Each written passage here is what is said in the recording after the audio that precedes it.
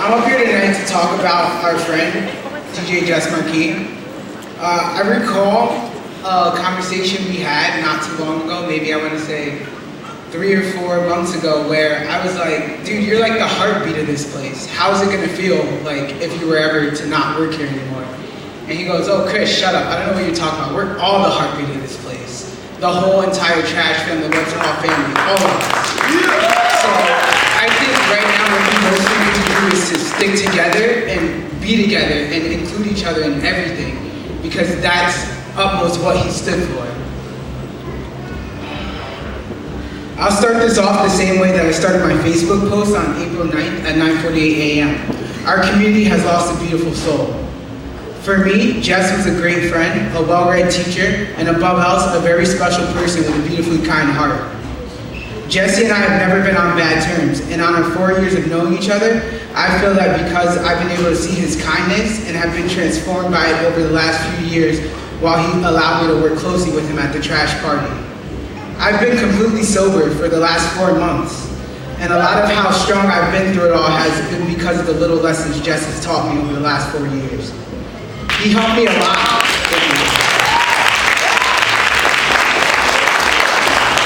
He helped me a lot when it came to me keeping my head straight through troubling times, and was truly a beaming light that kept me from straying too far from my path when I was surrounded by darkness. I can honestly say that I owe a lot of my personal growth over the last few years to Jess Marquis.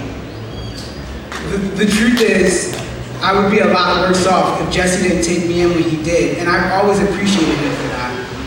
I know for a fact that I'm not the only person that he's done that for, and truth be told, there are some of us who are here standing here tonight as testaments to how good he was at seeing the potential in people and taking them in when they really needed it.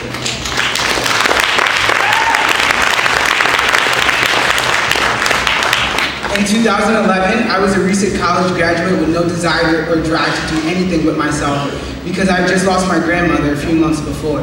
She was one of my biggest supporters and my motivation to get through school. With her passing away midway through my senior year, I found myself unmotivated and creatively stumped.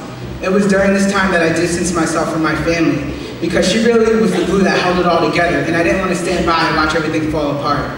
Like any other 20-something, now feeling lost and alone, trying to get away from everything, my journey led me to New York City and its nightlife. My friend Christian Bones recommended that I go to this party called Trash at Webster Hall. And at first I couldn't grasp why he would want me to go to a party called Trash. I thought to myself, trash? Like garbage?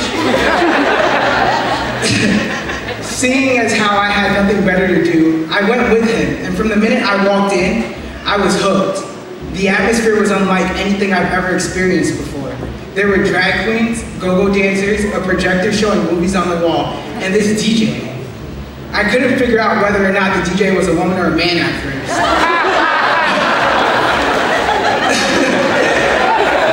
but I knew one thing, they were the coolest person I've ever seen.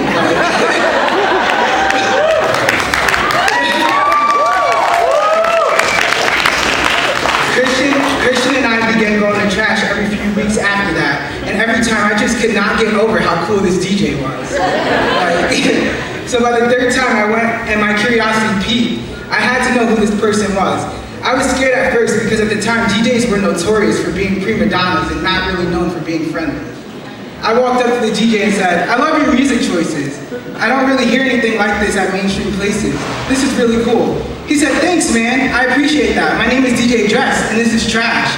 Here's 2 drink tickets. Bring me back a shot of raspberry vodka.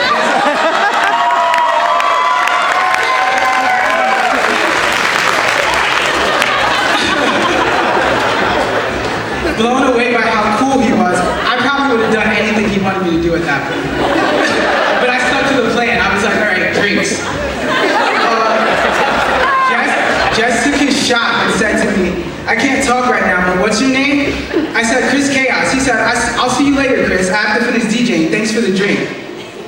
I left that night without speaking to Jess again because Trash had a way of getting insane past a certain time. And I ended up, seriously. So much fun that I left without saying bye.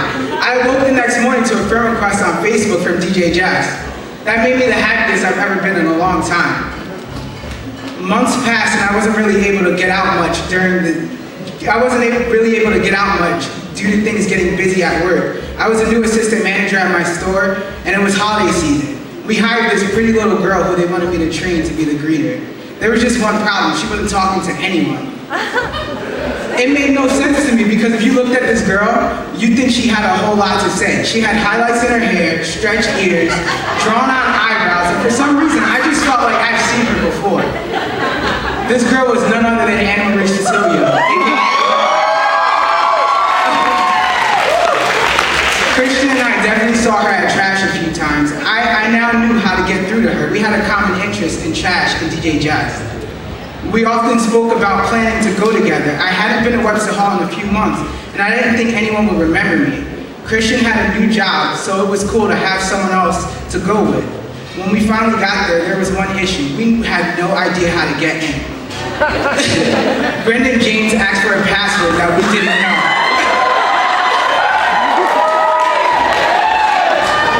Anna texted Jess, and he came out to get us.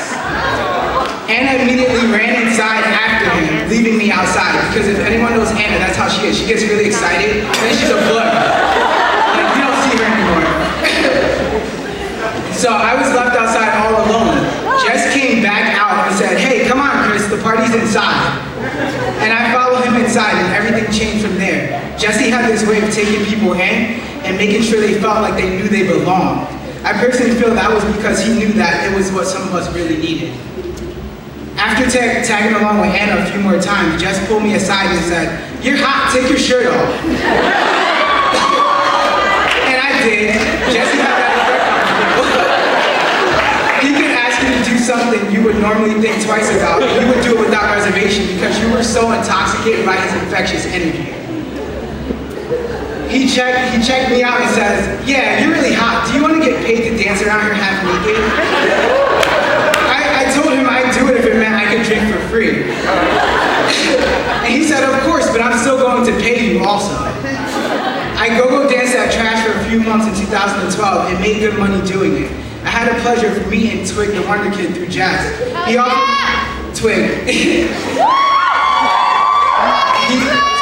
Twig offered me opportunities hosting his Magnum and Disco Down parties, which I also did while go-go dancing at Trash. Eventually, I gained a following of my own and told Jess that I wanted to host Trash, and he gladly gave me a shot in the summer of 2012. At the end of the night, he said, "You broke Trash. After paying you, we're not going to have enough money to pay anyone else. Good job."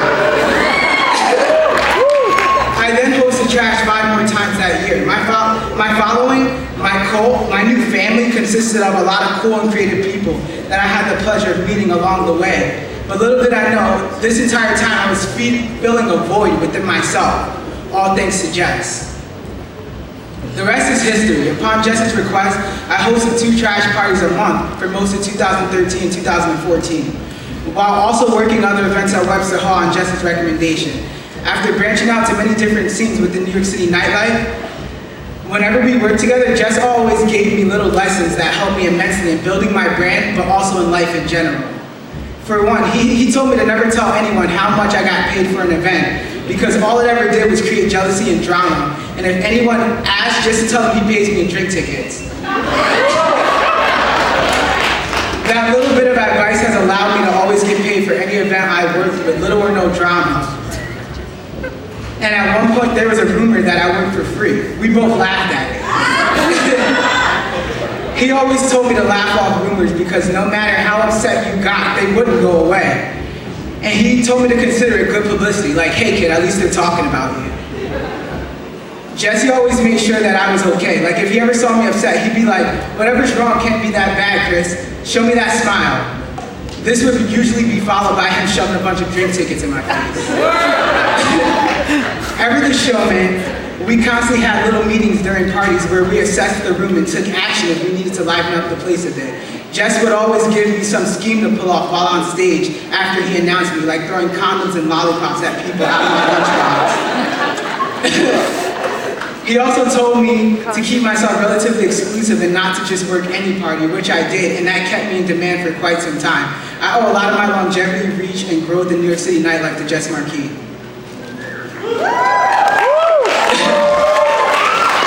And now this is where it gets personal. It goes farther than that, however. We talked a lot outside of parties and occasionally met up for lunch. Jess often checked on me to see how I was doing and made sure I had money in my pocket when I lost my day job. He constantly pushed for me to do more with myself. He also asked me, "What do you do besides all of this?" I told him about how I went to school for writing and that I was still figuring out what I wanted to do with that. He said, "Yeah, I can tell. Your blurbs about the parties always stand out, like you actually want people to come and hang out with you. You always go out your way to make people feel special. Like, now that's talent. You should try to write more. I think people would enjoy reading what you have to say. You know how to make people feel special."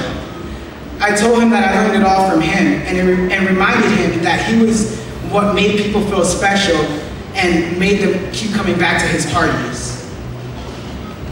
Something that I'll always appreciate is whenever Jess noticed I was falling in with those who didn't have my best interests at heart, he would talk to me about it. He suggested that I would think about who I was hanging out with and how it actually benefited me. That piece of advice kept me out of a lot of trouble. I was known for my retirement parties, which came up whenever I felt I needed a break. With some even fall, seriously dude, they were like, some of them were even like a week apart from each other. It became a bit of a running joke. Jess would say to me, "Hey, let's throw you another retirement party this week. The kids really loved the last one." When it came time for me to actually take a break, Jess was very supportive and said, "Yeah, you look a bit drained. Go ahead and take some time off. Remember that it's just a party, and when you decide you want to come back to host again, let me know. You'll always have a spot here." Throughout my entire time working with Jess, he always made sure that I had a life outside of it all, and he encouraged me to set goals for myself, and that's something that I will always appreciate. The last time I ever saw him in person was actually the night that I decided to become sober. He was throwing an impromptu party in the studio and called me to ask if I would come. I told him that I was working another event that night, but I would try my hardest to come after. While I was working the party, I wasn't having fun because I'd so much rather be in the studio with Jess. I was a bit of a hot mess at the time, so I know that I had to not drink so that I could actually make it to Webster. So I didn't drink at all that night, so I wouldn't get sloppy. I got there around 2 a.m. and climbed on stage and ran up to Jess and hugged him, and he said, "Word!" He said, "I'm gonna give you drink tickets, but I don't have any more." I said, "It's okay, man, I came here to see you." He lit up the room with that smile of his, we hugged, and I danced next to him for most of the night while he DJ'd. We talked for a bit that night, and how the scene wasn't fun anymore. I remember him saying, it's all about the money now, and no one's doing it for the fun anymore. I agreed. I told him the party I did early that night was simply for the money, and that I didn't enjoy it. He said, "Then why are you still doing it, Chris? You're a smart kid, you deserve so much better." Everything clicked into place right then. Before, I never asked myself why I was still doing it, but I know I hadn't been happy doing it for quite a while. I had slowly been moving away from New York City nightlife for some time, but we all know that's easier said than done, especially when you're drunk all the time.